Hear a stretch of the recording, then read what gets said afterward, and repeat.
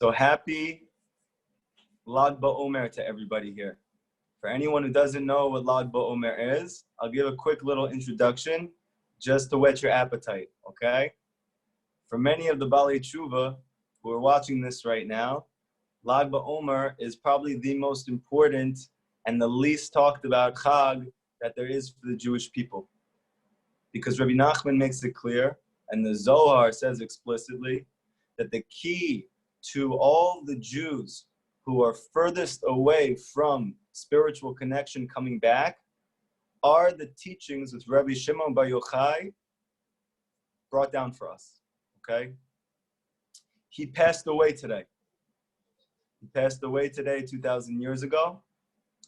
And for 33 days leading up to today, there was a rabbi, his name was Rabbi Akiva. He's one of the greatest rabbis who ever lived. He actually is a Baal Tshuva himself, someone whose father was a convert, and he himself was actually very anti-Judaism and hated the rabbis until he met his beautiful wife Rachel, who grew up religious, and they fell in love, and she believed in him, even though he was not connected to Hashem and didn't believe in it. And in the end, as a result, Rabbi Akiva became one of the greatest sages in the history of the world. And he ended up having 24,000 students. 24,000 students. And within 33 days, they all passed away, except for 5. So it was a very, very traumatic time, even much more traumatic than what we're experiencing right now. And if you can imagine being a leader of so many people and having all of them pass away in 33 days, how could a person respond?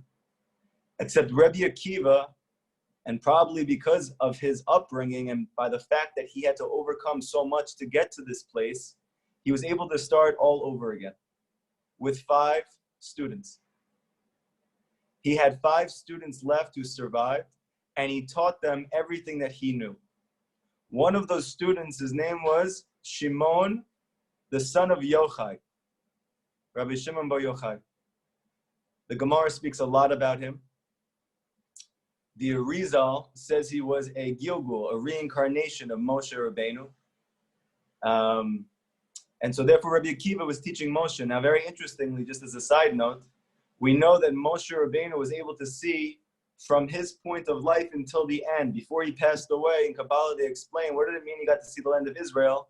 It means that he got to see until the end of history, until the redemption. Because he himself was so troubled by the fact that he was not taking the Jewish people in. So Hashem showed him, in fact, he would in the future. And he had peace, and he was buried like that. What did he see in the future? He saw Rabbi Akiva. There's a famous story about how he saw that there was a person who was teaching the most intricate Torahs and connecting to the deepest wisdom, and he wanted to know who it was. Said it was Rabbi Akiva. And Moshe himself said, I would love to learn from him. So interestingly, and this is a good point for us to know, that's exactly what happened. Now, many of our prayers in our life, they don't seem to get answered. And the answer I give everybody is, not yet.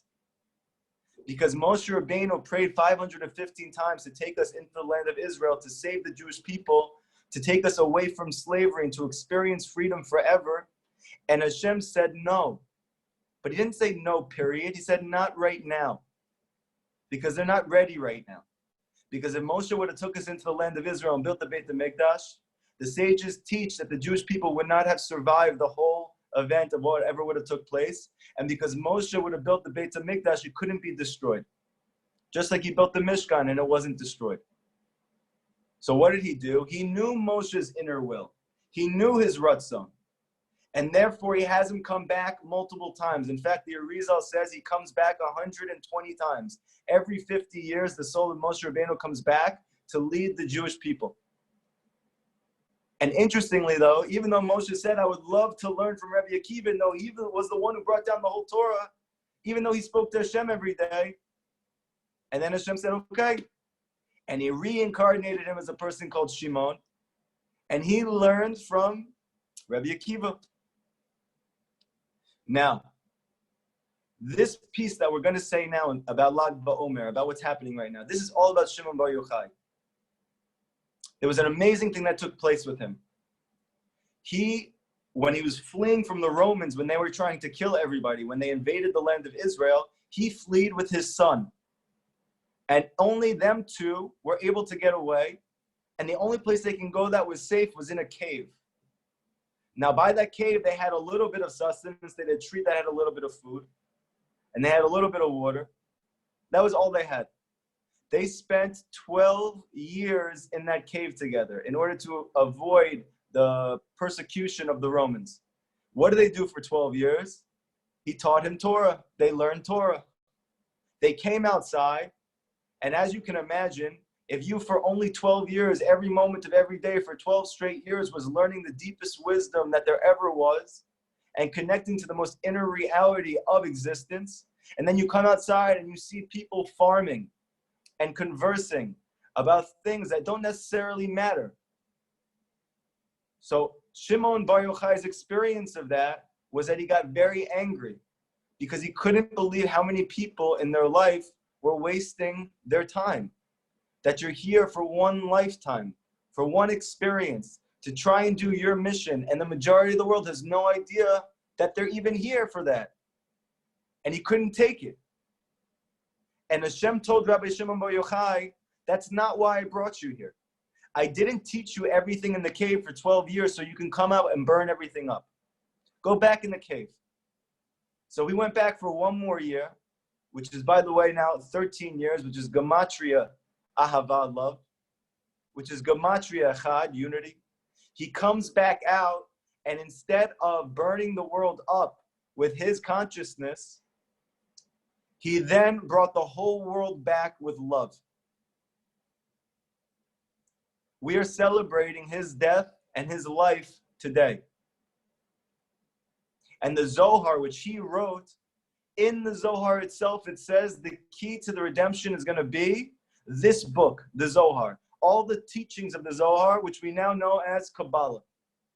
That only this, in the end, in the merit of this, is going to bring back the Jewish people at the very end. And if you see all of the Bali Tshuva who are coming back, they're not usually coming back because they heard a shtickle Gemara. They're not usually coming back because they heard a really sweet halacha about how you have to tie your right shoe and then your left shoe. Okay? The majority of soul searchers are coming back because they heard something very deep. And this very deep thing that they heard touched them in a way that they never experienced, and they don't even know how to put a finger on it. And this is the beginning of their journey back. Now, obviously, we need to learn halacha. And obviously, we need to learn Gemara. However, it's not in the merit of those things that all the Jewish people are going to come back in the end. It's in the merit of the Zohar. It's in the merit of Kabbalah. It's in the merit of Chassidut. And this is a plain reality for anybody in our generation to see. We are celebrating the light which Rabbi Shimon Bar Yochai brought to this world. And in fact, when you do that, you're celebrating Moshe Rabbeinu as well. And what we're going to learn tonight is you're celebrating Rabbi Nachman ben Fega as well. Okay? Now, before I start this piece right now, to try to explain to you a little bit of backdrop what's happening. First off, when did I read this? I told you guys this last week, but it's just worth saying again because it's Kedai. I told you that I was an atheist for most of my life. After Hashem opened my eyes to the fact that he existed, so that's amazing. And that gave me a very big high for a few weeks. But then after that, the question is, now what? I went to school for 6 years. I lived my whole life this way. Now I have all of these things that I would have to do. How do I even go about doing this? And what's the best way for me? And I learned different rabbis, different sages, and nobody spoke to me until I saw this book. I took my wife, my future wife, to a home of Chabadniks, a beautiful couple, where they host Israelis every single weekend for Shabbat, usually secular. They give them a very warm, beautiful Shabbat experience. And nobody there spoke English. Everybody only spoke Hebrew. That's the whole reason I brought her there, because she speaks Hebrew and she didn't feel comfortable. So while this was going on, I started looking at books. And I eventually saw this book, this black book with silver letters, and I picked it up, and it was called Likutey Moharan. I didn't know this book. I didn't know who Rabbi Nachman was. I didn't know anything about this realm of existence. I open up the book and I start to read this piece we're going to do tonight. I never actually taught this piece, even though we've been doing Likutey Moharan for years now with my Chabura. And it's so kedai now, since it is Rabbi Shimon Bar Yochai's Hilula, the day he passed away, that we're going to say this now. So this is a very exciting moment for me personally, and it hopefully will be a very exciting moment for everybody who's listening. Listen to the piece and understand what Rabbi Nachman is trying to teach us, because it's so deep and it's the fundamental teaching and an introduction to what Rabbi Nachman is trying to do for us. And as well, we need to understand what was going on in Rabbi Nachman's life. Rabbi Nachman had tuberculosis. This was the cause of his death when he passed away at 38 years old. His wife had it before him. She passed away a couple years before he did. And then he spent the last few years of his life very gravely ill. Very, very, very sick. However, he never stopped teaching. And he never stopped trying to give over what he had. Now, even though he was in Breslov, and that's where he became a Hasidic master, and that's where everybody flocked to him for his wisdom and his teachings, he said he didn't want to be buried in Breslov. He said he wanted to be buried in a city called Uman. Why did he want to be buried in Uman? There was something called, I want to see if I get the name right. We'll just call it the Uman massacre, okay? Thousands and thousands and thousands of simple Jews, not learned, not rich, simple, good-hearted people who were Jewish, that the Europeans came in and tried to get them to not keep the Torah, to convert, to do X, Y, and Z. And when they didn't, and they all said they would rather die, even though on paper, these were people who should say, whatever you want, because I want to live. And they all died as a result. They were all buried in Uman. And when Rabbi Nachman walked past Uman for the first time with his students a few years before that, he looked around and he told them, the smell of Gan Eden is here. They didn't know what that meant at the time. Years later, right before he was about to pass away, he said, I want to move to Uman. Okay? Now, on Shabbat, right after Shabbat ended, there was a fire in Breslov, and it destroyed the majority of the town. His house was completely burnt down. What was Rabbi Nachman's response? He realized this was a sign from Hashem that his life was about to end, that it was time for him to go to Uman. It was time for him to be buried. Now, Rav Natan brings down that in Rabbi Nachman's life, when he first met him, Rabbi Nachman thought he was going to save the whole world. He thought he was going to rectify everything. But as the years went on, through his experiences, through his wisdom, he realized it was going to take much longer than he thought it was going to. And he wasn't going to be able to do it in one shot while he was alive. It was going to take more time. This was clear to Rav Natan in his writings by the end of Rabbi Nachman's life. 4 days later, they start traveling to Uman.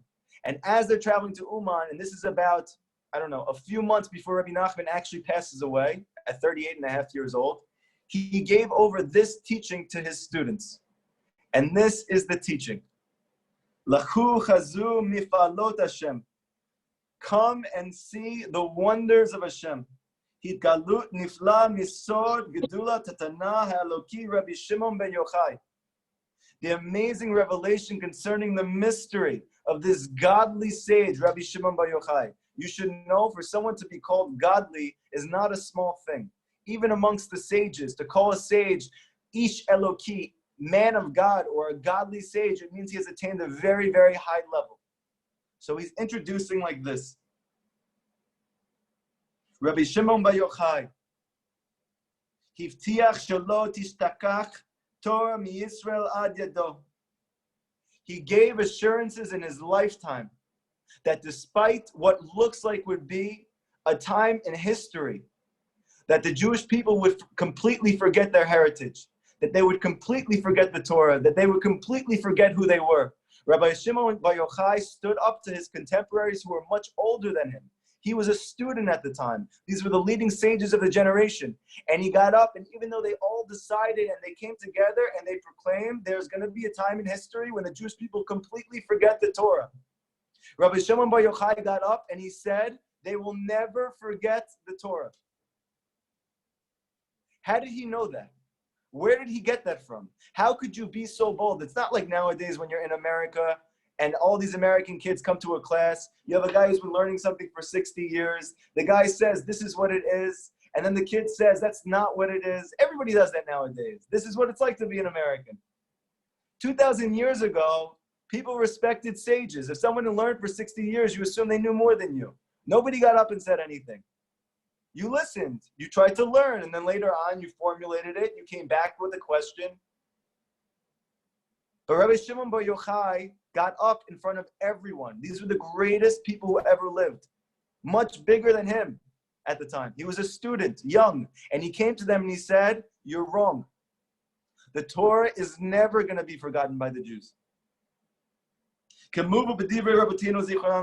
it says in the Gemara, in Masechet Shabbat,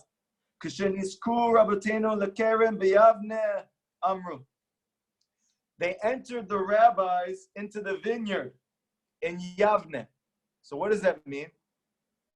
The Beit HaMikdash, right, the thing that we're all waiting to be rebuilt, where the revelation of godliness is going to take place in the world and there's going to be peace in the world, it was not yet destroyed, but it was going to be soon by the Romans. The main sages, the Sanhedrin, they were in that place. They would meet in that place. They would make decisions in that place. However, because they were being persecuted from the Romans, they had to actually move their location 10 times, the Gemara says. 2 times of those 10 times, they went to a city called Yavne.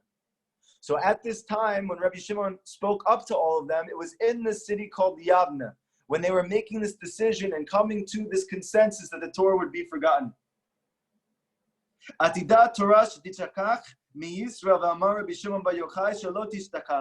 They said with certainty that in the future the Jewish people would forget who they were. They are going to forget the Torah. And Rabbi Shimon Bar Yochai said, never.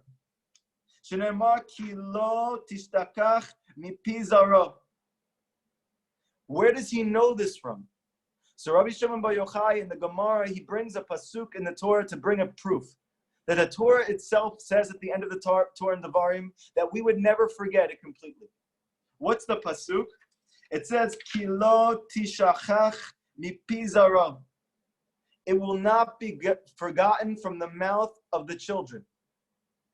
Now the simple meaning of this pasuk of the Torah is Hashem's children. Hashem's children are never going to completely forget the Torah. But the Jewish people and the sages, they know this pasuk. They know the whole Torah cold. So they know the pasuk.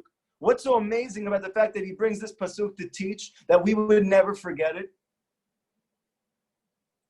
Because it's brought in the Zohar, which Rabbi Shimon Bar Yochai ended up writing after the 24,000 students passed away, and he learned from Rabbi Akiva, and he ended up receiving all of the deepest secrets of the Torah. Can everybody still hear me, by the way? Someone just said the audio went out. Okay, good. In the Zohar, where the deepest mysteries are of creation, of existence, of spirituality, of the world, it's called the Zohar. Rabbi Shimon Bar Yochai wrote the whole Zohar with his students. What does it say in the Zohar? Bahai Chibura. Because of this work, meaning the Zohar, the Ihu Sefer Zohar, this book called the Zohar, which means light, which means deep, penetrating, transformative light. Yifkun Bei Min Galuta. The Jewish people are going to be redeemed from exile in the end. What does that have to do with the pasuk? How is that the proof? Listen to what Rabbi Nachman says now. It's an amazing thing. I remember when I read this, and I thought to myself, even though with my very little knowledge at the time, and still with my very little knowledge now, how did nobody ever teach this before? How could this not be understood? How could 2,000 years go by that only Rabbi Nachman teaches this thing about Rabbi Shimon Bar Yochai? And if you ask that question to yourself honestly afterwards, you're going to come out with the same conclusion I came out with, which is, we'll see at the end, okay? So this is what Rabbi Nachman now says. Vata bo urei va'aven. Come and see and understand. So why does he say that? In the Gemara, it always says, come and understand, come and hear. But hearing in the Torah always means to understand. Shema Yisrael, Hashem Elokeinu, Hashem Echad. It doesn't just mean hear Israel. It means understand deeply what you're saying to yourself. that you are a piece of Hashem and there's nothing else besides him. Shema Yisrael. We say this every day. We teach it to our kids, and they say it before they pass away. It's said twice a day by every Jew their whole life. Come and hear, the Gemara says. But the Zohar doesn't say come and hear. The Zohar, because it's talking about the deepest mysteries of the Torah, says come and see. Because seeing in Kabbalah is a deeper revelation than hearing. Seeing is an intimate experience. It's being one with something. You can see much further than you can hear. So the Zohar says, come and see. Now Rabbi Nachman says, come and see and hear. You got to do the whole thing right now.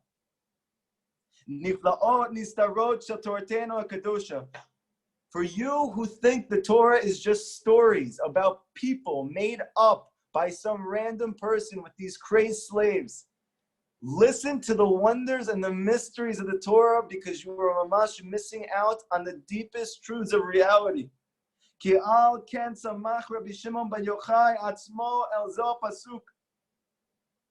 based himself on this pasuk, that his children are not going to forget it. He was talking about himself. Because of his children, the Jewish people weren't going to forget it. What does that mean? We know that according to the Torah, anybody who teaches a student, he gives birth to him. He's not just his teacher, he's also his father. Why? What's the concept of a father? He gives physical birth to you. But anytime that you give birth to a new reality, you're called the father of that thing. So just like your father gave birth to you physically, your rabbi, your sage, your tzaddik gives birth to you spiritually. So Rabbi Shimon Bar Yochai was hinting in this pasuk that because of him, his children are not going to forget it because of me. Meaning he was coming to the sages of Yavne and he was telling them at his young age, the Jewish people are never going to forget the Torah. You know why? Because the person you're looking at, I'm going to make sure they never forget it. Because my children, my students are going to make sure that the Jewish people are redeemed at the end and they never forget. Where does he know that from? This is beautiful. It's very nice to connect these things. But how do we know Rabbi Nachman is not just trying to drush it up, to make some nice exposition? Do we see any proof that Rabbi Shimon Bar Yochai was actually speaking about himself in the pasuk? And that's why he brought it.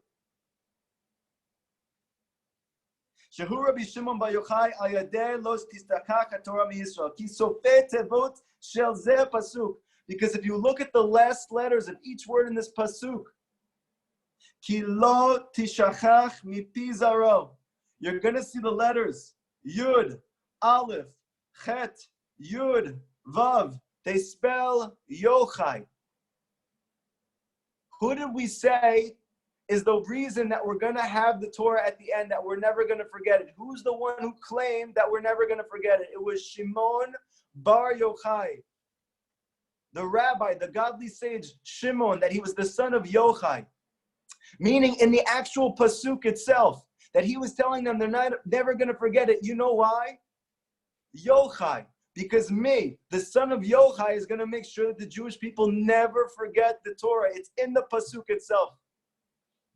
Yochai. This is hinted to and revealed in the pasuk itself, because it says his children are not going to forget it because of his mouth. Mipizara, the mouth of his students. Daika, specifically his children. Meaning the students that Rabbi Shimon Bar Yochai had, his children. We know that as opposed to Rabbi Akiva's students who died in these 33 days, 24,000 of his students died. Why does the Gemara say that is? Because they did not respect each other. So this is a very hard thing to understand.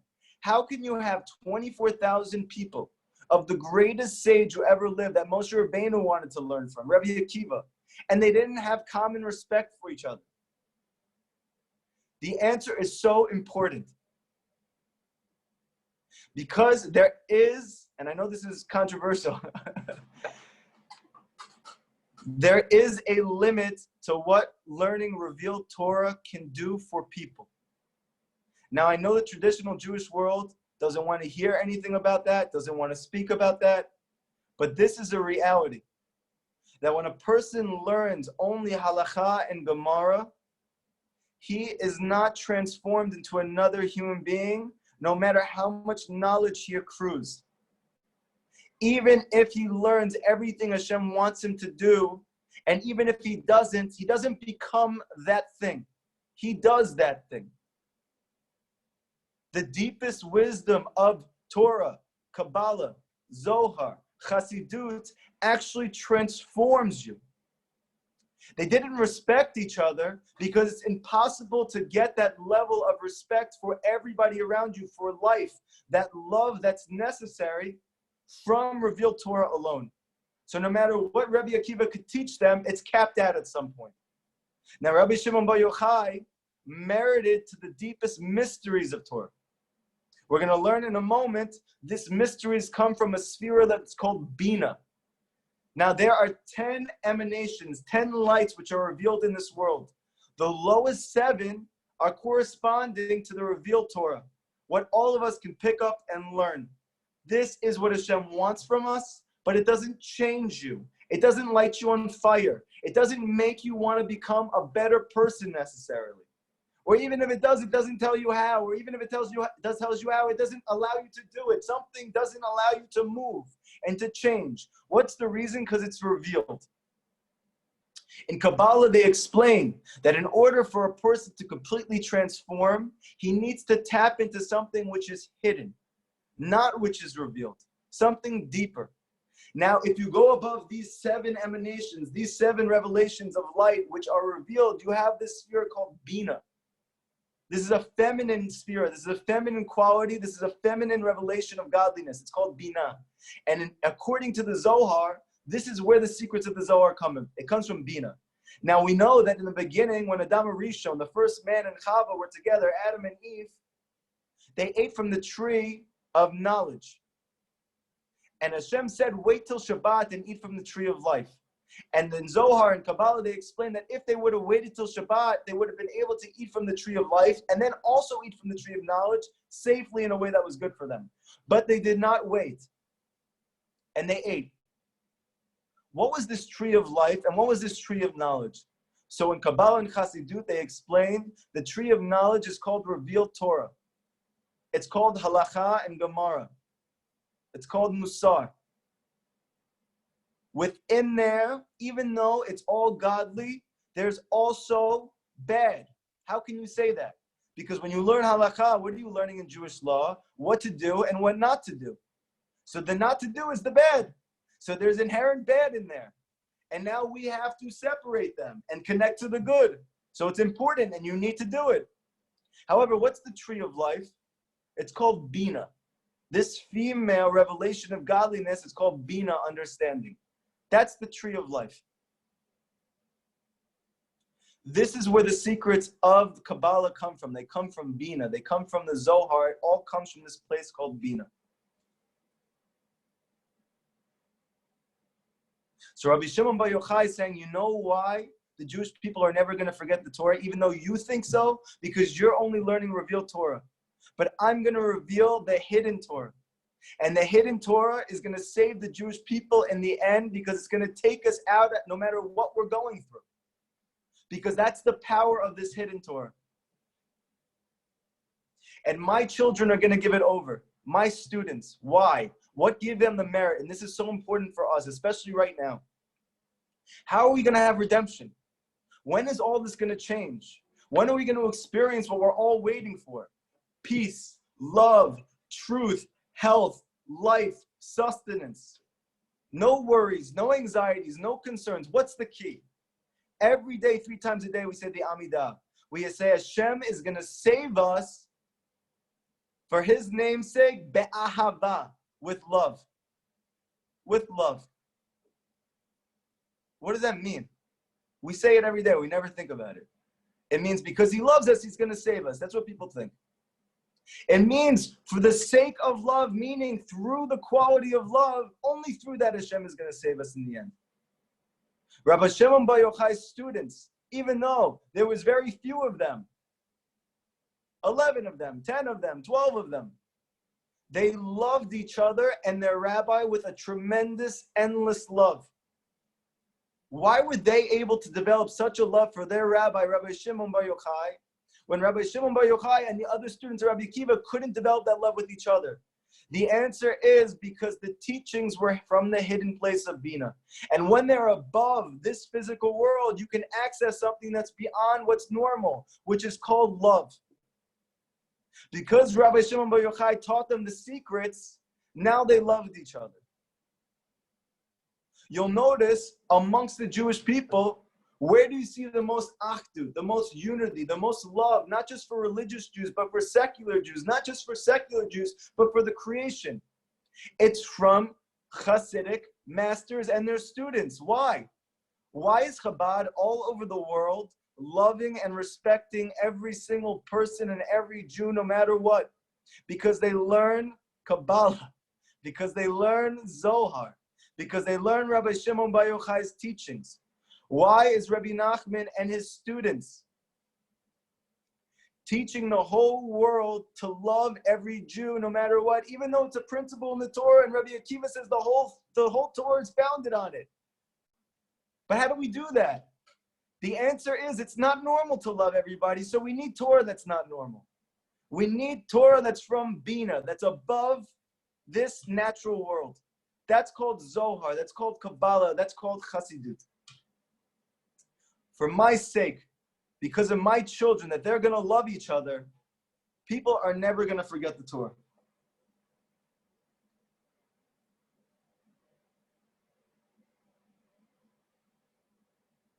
V'da, and you should know, v'so Rabbi Shimon ba'atzma, that Rabbi Shimon himself, it's not just that Yochai is alluded to, that he's the one who's going to redeem us, that through his teachings we're going to be redeemed in the end, and that's what he was telling them. There's another pasuk in the Torah that's just as explicit, that is revealing to Shimon, his first name. Hu merumaz b'pasuk acher. It's another pasuk. Ki da ki atana kadosh, because this godly transcendent Tana, this sage, Rabbi Shimon, hu bechinat, it's the concept from the pasuk from Daniel. We know Daniel is a book where the deepest secrets of Torah are there, but they're hidden. It's hard to reveal them. The Zohar deals a lot with these secrets in the Zohar. One pasuk from there, it says, Ir v'kadish min shemaya nachit. It's written in Aramaic. It says there, an angel, a holy one, descended from above, from heaven. Rabbi Nachman says there, what are the first letters of this pasuk? What are the first letters of each of these words? Ayin, Vav, Mem, Shin, Nun. It spells Shimon. Who is the Malach, this godly angel that comes down to this world, which descends from heaven? The answer is it's Shimon himself. It's Rabbi Shimon Bar Yochai. This is the reason why he's called the godly Tana. Because even though he was a physical, normal human being, he attained such a level through his connection to Hashem, through his time alone with him in Hippolytus for 13 years with his son, through his love that he had with his students, that he was able to reach the level of called Malach, that you're an angel in a human form. Now, interestingly, they explain in the Chassidut, Rabbi Yitzhak Ginsburg brings this down, that Moshe Rabbeinu himself, he's called Ish Elokim. We say this in Tehillim in Perek Tzadi, 90. Ish Elokim, the man of Hashem. What does that mean? So Rav Ginsburg explains, it means, in Kabbalah and Chassidut, they explain that Moshe, from, so to speak, the chest down, he's called Ish, man. In Kabbalah, they explain Ish means Tzaddik, meaning he got to a very high level of mastery of his body, and using it only for spiritual and higher reasons. That's called tzaddik. And from the chest up, the head, he's called Elokim. He's called God. Now you're going to say, that's crazy. How can you say Moshe is God? We're not saying Moshe is God. But we're saying that from the head, his consciousness was completely godly. It was pure godliness, Elokim. Where's a clue to this? If you take the name Moshe and you flip it around, it's Hashem. Mem, Shin, Hey, you just flip it, Hashem. Who is the one who taught us the Torah? Moshe Rabbeinu. Who is the Torah that Moshe taught it from? Hashem. Moshe was the pure revelation of Hashem in this world. And the Arizal said that Rabbi Shimon Bar Yochai was a direct reincarnation of Moshe Rabbeinu. That he came again to rebuild again. That after 24,000 Jews died, he rebuilt the whole thing with his few students through love. And he revealed now the deepest mysteries he didn't when he took us out of Egypt thousands of years before that.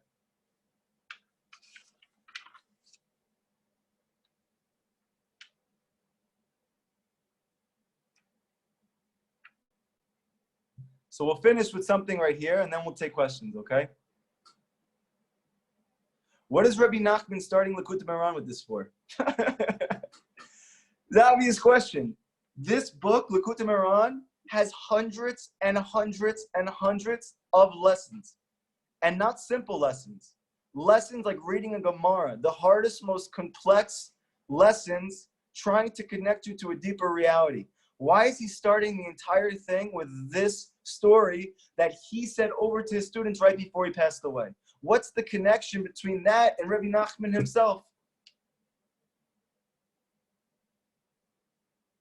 After Rabbi Nachman told this Torah over to his students before he passed away at 38 years old, he ended and he said, but now there is a Nachal Novea Mekor Chochma, a flowing brook, a wellspring of wisdom, of Chochma, of godly revelation. So that even the Holy One who descended from heaven, meaning Rabbi Shimon Bar Yochai, he must also receive from this brook. What is he talking about?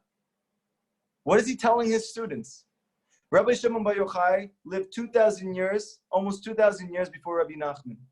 He's saying that in his merit, the Jewish people are never going to forget the Torah. That in his merit, at the end, when the Jewish people are looking like they're going to completely forget it, that we're going to completely assimilate at the end. That Jewish people won't even know or care that they're Jewish.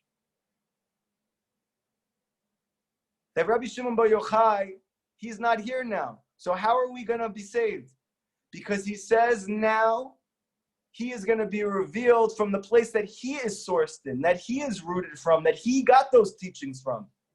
He got it from the Nachal Novea Mekor Chochma, this flowing brook, the wellspring of wisdom. What is this reference? If you look at the first letters of this pasuk, Nachal Novea Mekor Chochma, it spells Nachman. He was alluding to himself. So what is he saying? This whole teaching about Rabbi Nachman, that he's giving over from the vantage point of Shimon Bar Yochai, that he went to the sages, he went to Rabbi Akiva, he went to all of them and said the Torah is never going to be forgotten no matter how deep and dark it gets because of me. Rabbi Nachman saying, you know who Rabbi Shimon Bar Yochai is? It's me. But this time it's a little different. Because Rabbi Shimon Bar Yochai brought down those secrets from a place called Bina. But Rabbi Nachman of Breslov, who was the Nachal Novea Mekor Chochma, he himself is rooted in the place called Chochma. This is a revelation of godliness that's higher than Bina. So he's saying the Arizal is right. He does come back many times. Who is he now? You're looking at him right before he passed away. Nachman. I am the Mekor Chochma. And from me, Rabbi Shimon Bar Yochai got those teachings 2,000 years ago. Why is he telling us that? Because he's saying now in the end, we still need Rabbi Shimon Bar Yochai. It isn't his merit that those teachings are going to save the world, that they're going to bring love to the world, that they're going to bring unity to the world, that they're going to bring faith to the world. But it's through me, through my ability to bring this down in a deeper way for everybody else. What's the reason for that? Why can't we just do it through the Zohar? I mean, it's pretty obvious if you look at the Zohar, you're not going to understand anything it says. But on a very simple, what does it mean? We have to understand this is a very important teaching, okay? Why was the Zohar, even though it was written thousands of years ago, only revealed 1,000 years ago? Why was it revealed so much after Rabbi Shimon Bar Yochai actually wrote it? The answer is very important. Hashem gives us what we need. Hashem always gives us what we need. It says in Chagiga, the Gemara in Chagiga, that Hashem never orphans a nation. There is no generation that Hashem leaves. He's always with us, and He always gives you what you need. What did we need 2,000 years ago? We needed the Gemara. We needed Rabbi Akiva. We needed the oral Torah, the revealed Torah. However, 1,000 years later, people were starting to assimilate. People were starting to forget. But Hashem always gives you what you need. So what did He do? He revealed the teachings of Rabbi Shimon Bar Yochai from this place called Bina, which is higher. It's more hidden. It's a higher light. And even though it comes from the mysteries, we need a higher light to be revealed for a darker place. Because the Baal Shem Tov explains that the only way to reach the place of darkness is from a higher place of light. You need a deeper source, a deeper light to go down to a lower place. How does the Baal Shem Tov explain this? Let's say you go on top of a building and you have a ball. You throw the ball off the building. Let's say the building is 500 feet high. You throw the ball off. It's going to hit the floor and bounce back up. Now you have another building that's 1,000 feet high. It's 2 times as high. You throw a ball off the top. Now, even though it is falling from a higher place, when it drops, it goes lower and it comes all the way back up again. Meaning that the higher the building, the lower it's going to fall, and the higher it's going to come back up. What's the point of the light of Hashem? It's to go down to the deepest darkness and to lift those people all the way back up. With the revealed Torah, you can only get back up so far, and you can only go down so far. With the Torah of Bina, of the secrets of Torah, of the Zohar, you can go a little bit further. But now, in the 1800s, when Rabbi Nachman lives until the end, he's saying now Bina is not enough. We need a higher light, the light of Chokhmah. And he's saying that I am the revelation of Chokhmah. My soul is rooted in the place of Chokhmah. It's the same teachings, but it's coming from a higher place, and it falls down to a deeper darkness. And this is the reason why you see that the majority of Jewish people who read and learn Rabbi Nachman's teachings are going away from the darkness, from depression, from anxiety, from disease, from slavery. And they're finding happiness and freedom and connection and unity and love. Why does Rabbi Nachman have this power? Because his light comes from the place of Chokhmah. It's higher even than the Zohar. And therefore it can fall to a deeper place, a darker place, and can lift it all the way back up. Now, why is this so important for us now? Because it's taught in Kabbalah and Chassidut that in the end, Mashiach, his soul, comes from and is rooted in something that's rooted higher than Chokhmah. It's a place called Keter. And this is the highest place. This is the highest root. It is the light of the Ein Sof itself, the light of the Endless One. This is the only thing higher than Chokhmah. And it's taught there that the only soul that was ever given birth to from that place is the soul of Mashiach. And that soul was given birth to prior to the world even being created, because Hashem creates the cure before He creates the disease. And only in the end is that soul going to be revealed, in the last generation. Now, what is he going to be teaching? The same exact thing as the Zohar, as Rabbi Nachman, but from an even higher place. And where are we going to see that? How are we going to know that is? Because it needs to go to a deeper darkness. Rabbi Nachman in his lifetime said that Mashiach's parents are going to be okay. What does that mean? He's not saying they're going to be bad people. They could be great people, really, really nice, wholesome people, really sweet people. But they're not going to be holding spiritually. They're not going to be steiging in the mitzvot and learning Torah every day. They're going to be probably assimilated. They're going to be Why is that? Because in order for Mashiach to save all of the Jewish people, he needs to start in the greatest darkness. He needs to start in Edom, in Western civilization.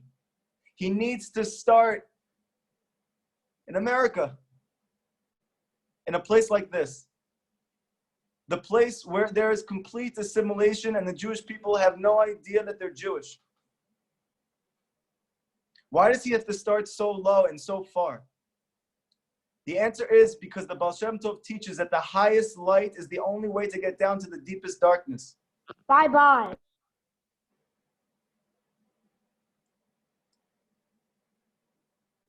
His parents are because he has to be a Baal Tshuva. He has to fall to the lowest place if he's going to bring everybody else back. But that light that he has, even though he doesn't know it, is coming from Keter. It's coming from the highest place. This is Rabbi Nachman, even higher. Rabbi Nachman thought his son was going to be him. And when he passed away at a very young age, he was crying tremendously. They thought he was crying because his son passed away alone. That was not the only reason. It was because he was really, really sure that he was going to be it. And when he passed away, he realized it was going to take much longer for us to be redeemed. Now it's 210 years later, and everybody agrees this is the final generation, and the Mashiach is already here. His steps are already being heard. Now he just needs to be revealed. What's the key to him revealing those teachings? The answer is love. We need to love each other. Rabbi Nachman says explicitly in Likutey Moharan that the more the Jewish people love each other, the greater the revelation of godliness they can bring into the world. That just like Rabbi Shimon Bar Yochai's students loved each other so much, and Rabbi Nachman's students loved each other so much, Mashiach's students are going to love each other even more. All of us need to find love. How do we connect to love? The answer is we need to learn the mysteries of Torah. We need to learn from the Nachol, Novea, Mekor Chochma. We need to learn from Rav Nachman ben Fega how to love. He is holding on to the deepest secrets, which are going to bring and are bringing everybody back. 100,000 people this past year in Uman. Millions more who are transformed through his teachings, and it's getting stronger by the day. The footsteps are heard. The goal now, the key now is we need to become vessels for this. How do we become vessels? By being genuine, by being humble, by loving every single Jew. I want to end with this and we'll go into questions. Adolf Hitler, his name should be erased. He killed 6 million of our fathers, of our mothers, of our grandparents, 6 million Jews. I want you to hear the irony, the prophecy that Adolf Hitler had. Adolf Hitler told the Germans when he was wiping out all the Jewish people, you need to know something very important. You can't let one Jewish boy survive the camps. And they thought, okay, yeah, well, of course, that's what we're doing. We're exterminating. He says, no, you don't understand. You can't let one boy survive. Not one. Not in Dachau, not in Bergen-Belsen, nowhere. Not in Auschwitz. Every single one of them has to be gassed. You know why? Because if you let one Jewish boy survive, that Jewish boy is going to find the Torah and he's going to start the whole thing over again. Adolf Hitler said this. You can look it up after the class. My grandfather, his brothers were killed in the Holocaust. His sisters were killed in the Holocaust. His parents were killed in the Holocaust, gassed and murdered and buried. My grandfather was the only one who survived. He went in at 13 years old. He came out 5 years later at 18 years old. He was going to move to Israel and he found out an aunt in America, so he wanted to come with family because he lost everyone. He was already assimilated to some extent. He didn't even know that his parents were Hasidic. He then gave birth to 3 children. One of them is my mother. And they, because of society and because of being after the camps and because of moving and not knowing anything about who we are, they became even more assimilated. And my mother, my father, gave birth to 2 children, my older brother and me. There's many people out there who have grandparents from the camps, parents who are completely secular, grandparents who are completely secular, who are now turning the world over when they found the Torah again. That Hitler was right. You should have got every single one of us, because all you need is one to survive, and he's going to start the whole thing over again. We are in a very, very powerful, transformative time right now, where Hitler's prophecy is coming true. And he is the cause of our redemption. Because now, because of him, the greatest souls are being found in the darkest places. And they are coming back. And they're coming back, like Rabbi Shimon Bar Yochai saying, we are not going to forget the Torah. We are not going to forget Hashem. We're not going to forget who we are. We are going to be saved.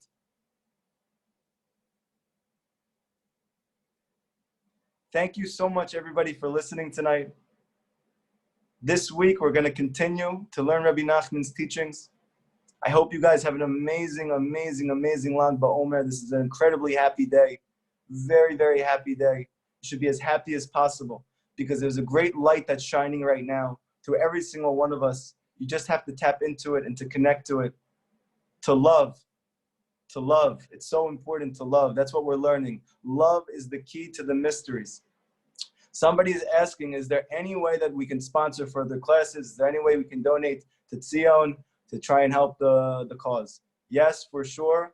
You can put money into the Chase Quick, I don't even know. I don't even know how these things work. My students explain to me. There's a Chase Quick Pay, I guess. You put my email into it, Kalmus@gmail.com, or sionbreslavproject@gmail.com, and you can put it in there. If you have questions about it, you can email us at sionbreslavproject@gmail.com or rebbekalmus@gmail.com. Can you write it? Someone else is going to write it. Hopefully, Bezrat Hashem, one of my students is going to write it for everybody right now. That would be a big help. Thank you so much. Does anybody have any questions about why we spoke about what we spoke about tonight? What do we do with this moving forward? How do we connect to this? You know, this is a very, very powerful time. This is the time to ask those deep questions, because the answers are available today. Any questions before we hang up together?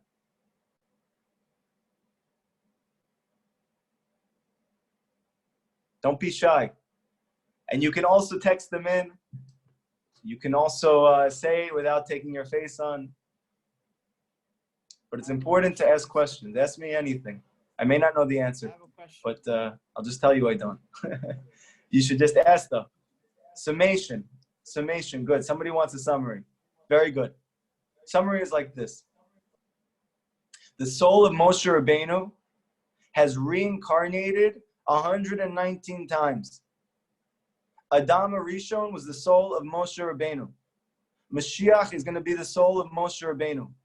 Every single time, it's a greater revelation of Moshe. It's a higher revelation of Moshe, because it's in a darker generation. And the last generation is going to be the darkest, meaning the most assimilated, the furthest from knowing who they are, the furthest from knowing Hashem, the furthest from knowing the truth. Therefore, Moshe has to keep coming back in a deeper revelation of himself, at a higher place. That happened 2,000 years ago with Rabbi Shimon Bar Yochai, when he revealed the secrets of Torah. It happened again 200 years ago with Rabbi Nachman of Breslov, but it came back in a deeper, more powerful, stronger way.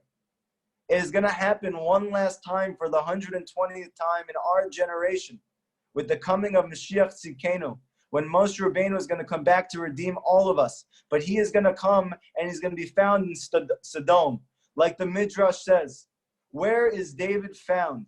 Where is David HaMelech found? Where is Mashiach found? He's found in the ugliest, darkest place of stone. David HaMelech is the soul of Mashiach. This is Moshe at the end. That even though he looks like David and he sounds like David, his soul is Moshe's, but it's from Keter, and he himself may not know it. What's the key to him finding out? That his students love each other. That's the summary. We have to learn to love each other. And only with that love will Mashiach be revealed in the end, that Moshe Rabbeinu is going to come back and be revealed for the 120th time, and this time for good. that he's going to take us out of slavery, that he's going to take us out of servitude, that he's going to take us out of oppression, physical, mental, emotional, psychological, spiritual. And he's going to bring peace that we've all been yearning for. And he's going to heal. And he's going to give great advice. He's going to be the best psychologist and the best doctor, the best teacher, and most importantly, the best friend. Any other questions? I have a question. Hello? Oh. Okay. Thank you so much, guys. Have a great night. And tomorrow I have a question. Yes, go ahead. Hello, you hear me? Sorry, I was connected to Bluetooth. I hear like you. twice. Good. Go ahead. Okay, yeah. So basically, you said Mashiach is the highest, comes from the highest level of Keter, which is Chokhmah. But what about? No, Keter is hot. Sorry to cut you off. Keter is higher than Chokhmah. Yeah. So that's okay. So that's what I was understanding. Okay, so but women are higher because they have higher binah. So what about Mashiach's binah or Mashiach's wife, or just a regular person who has what's higher than binah? Great question. Great question. Yeah. Okay. So there's two things that are higher than Bina. Chokhmah is higher than Bina, and Keter is higher than Bina. So I'll tell you something Rav Ginsburg said, something amazing he says.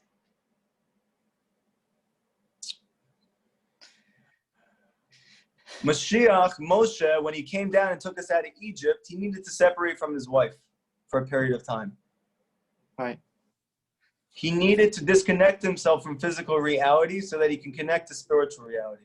Rav Ginsburg explains that at the end, Mashiach is going to be a normal person with a wife and with children, and he's going to be even greater than Moshe was. Why? Because he's going to do the same thing Moshe did, except he'll be married. He'll do the same thing Moshe did, except he's going to have children, and he's going to be with them all the time, and he's going to look like a normal Joe, a normal person. And at the same time, he's holding on to the soul of Moshe Rabbeinu, that he's able to reach these deep revelations within his own physical life. And that's what we need at the end. Because the Torah does not want us to live in a mountain.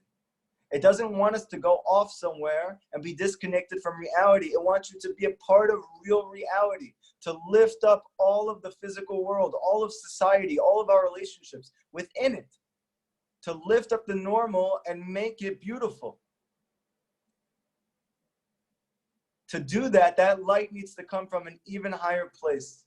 That highest place is called Keter. Because from that place, that light can now go down to the lowest places. And then lift it all up. So therefore, we're saying that Rabbi Nachman himself associated his soul with Chokhmah, which is higher than Bina. However, Rabbi Nachman and the Hasidic masters and Kabbalah is explaining in the end, though, we're going to need a revelation of that same soul of Moshe Rabbeinu, not from Bina, not from Chokhmah, but from Keter. And that soul is going to fall down to the lowest place and to lift everyone back up from there. So can I continue to ask a question? Yes, go ahead. Okay, so I learned that Rachel and Leah come at Chatzot, Tikkun Hatzot. Yeah. Why not a man? Because women have Binah, they're higher, they're able to fight those forces. So this is the second part I wanted to get to. Thank you for reminding me. Very good. What's something else that we know? According to the Zohar, David HaMelech, who's the soul of Mashiach, David, he had a completely female soul. That even though he was a physical man, his soul was female. What does that mean? We know and we've learned before that higher than Chokhmah is the mind, is the crown. The Keter means the crown. Keter is both male and female. But it's really female. Why? Because the concept of female is it's superconscious. You'll notice your mother is in tune to things about you just without you saying it. What's the reason? Because she has Bina. However, there's a level that's even higher than that. That is called super conscious. That's called keter. And that's on top of the head. We say on Shabbat that our wives are Eshet Chayil Miyimsa. Our wives are the crown on our heads. What does that mean? We're talking about the level of keter. That Amunah, faith, is above wisdom. And faith is female. And according to Chassidut and Kabbalah, in the end, it's the female dimension of spirituality which needs to be revealed in the end in order to have redemption. Because the female dimension of spirituality is called Amunah, it's called faith. And it's super conscious. It's not conscious. Why Rachel and Leah? Because David HaMelech was a soul which had both the souls of Rachel and Leah within him. Something very interesting that Rabbi Natan breaks down in his commentary on Tehillim. David HaMelech says in the second parak of Tehillim, in the second chapter, David, in his book that he wrote, Tehillim, he says there that Mashiach is going to conquer everybody with barzel, with iron. So what does iron have to do with anything? What's the real significance of that? So they explain there, Rabbi Nachman explains actually in Rabbi Nachman's stories in the commentary there, it's from Aryeh Kaplan, he says there that barzel is an acronym, iron, for the four mothers, the four wives of Yaakov, Bilhah, Rachel, Zilpah, Leah. How is David HaMelech going to conquer the whole world? Through the four wives of Yaakov, meaning complete emunah. Complete emunah. And in the end, Mashiach again is going to have a female soul. However, they teach that in order for him to finally become Mashiach, he is going to have to additionally acquire a male soul. So this is very deep, and it's not for the time right now in order to figure this out. It's going to take much more time than that. But just suffice it to say, he's going to need both his male and female components in order to ultimately redeem everybody. Amen. Okay, thank you very much, everybody. Tomorrow night, we're going to have a class on Likutey Moharan. Yes? Rabbi, one quick question. Is there Yes. a special koach on Lag BaOmer on, what to pray for? Like what Yes, type 100%. of... 100%. Lag BaOmer is the day that the hidden light of Torah came into the world. We have an ability today to tap into the secrets of Torah and to draw them down. How do we draw them down? The answer is through love. So for the next day, do your very best, especially in your Hibodedut. Talk to Hashem. Say to Hashem, help me to love everyone. Help me to love every Jew, no matter who has hurt me, no matter who has wronged me, no matter who I see it looks like on paper, they're not good people. This is the exile that's done that to them. Every Jew is good. Every Jew is good. Ask Hashem to help you to love every Jew. If we love each other, Mashiach will come. So what's the koach of today? You're able to access the deepest mysteries of Torah within the next day, and you do that through love. So give something to somebody. Tell somebody, tell your wife you love them. Tell your best friend who's your bro, who you never felt comfortable saying, like, hey, by the way, I love you. Tell your children if you haven't told them yet or you don't tell them enough. Tell the people around you that you love them, okay? When you love, you receive revelations of godliness. And the more you love, the greater is the revelation. So therefore, what can we tap into? Use this day to try and pray for love for Jews. And if you're able to do that and you ask Hashem that he should shine down the deepest light, the light of Mashiach, that you should experience it even before he comes, and that this itself should bring you to your own personal redemption. And then through that, we should all be able to do this together, okay? The answer is love. Take today to love as much as you can, whoever you can. That's appropriate. Any last questions? Okay, tomorrow night, is a teaching on Likutey Moharan. We're moving forward in the first Torah. It's such an important Torah. Please tune in for the men. Wednesday night is a class only for women. Thursday night is a class again for men. Then, Baruch Hashem, we'll have Shabbat. And then we'll have another man-woman's class on Sunday. The schedule is out. If you have any questions where the schedule is, please email tzionbresleproject@gmail.com. We will send you the schedule. And if you have any questions, what are we doing? What's the purpose? How can I be involved? How can I help? How can I learn more? Whatever it is, just send an email, okay? We have very nice people here who are going to answer you. And the main thing is we do this together, you know? We can't love alone. We need to love together. Tzion is here in order to cultivate that love amongst the Jewish people and to shine the light of Rabbi Nachman down in the world to be able to do that. Because the key is that wisdom. That wisdom is what's gonna cause the love to grow. Okay? So therefore, we need to learn Rabbeinu's Torah. And through this, we're gonna learn to love. Okay? And then through that, we're gonna have the redemption. Everybody have a very good night. It was so nice to do this with you guys. Happy Lag BaOmer.